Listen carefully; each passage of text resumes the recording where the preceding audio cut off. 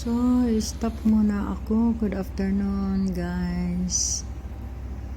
May dumaan na barko kaya hindi ako makatawid sa tulay. Tumaas yung tulay. Kaya ito, hinto muna tayo.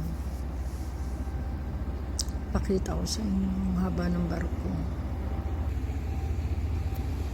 Yan, di ba? Ang haba ng barko.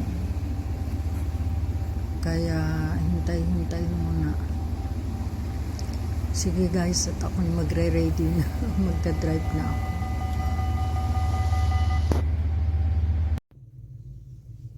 Hello guys, nandito na naman ako. May dumaan na naman na barko.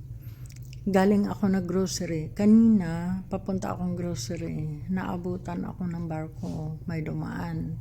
Kaya naghintay muna ako. Ngayon naman, pauwi ako ng bahay. May barko na naman dumaan. Maghintay na naman uli ako.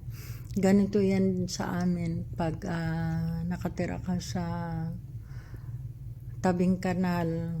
Kami nakatira kami sa tabing kanal dito kasi malapit lang dito sa amin .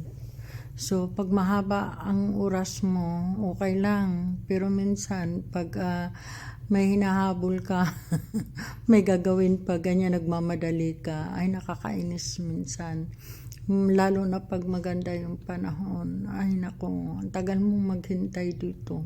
Kasi ang daming barko dadaan, tapos ang lalaki pa ng mga barko. Kaya sanay-sanayan lang. So, bumaba na yung bridge at ako'y magre-ready na mga kaibigan. Thank you po. Ingat po kayo palagi. God bless. Share ko lang po yun. Bye.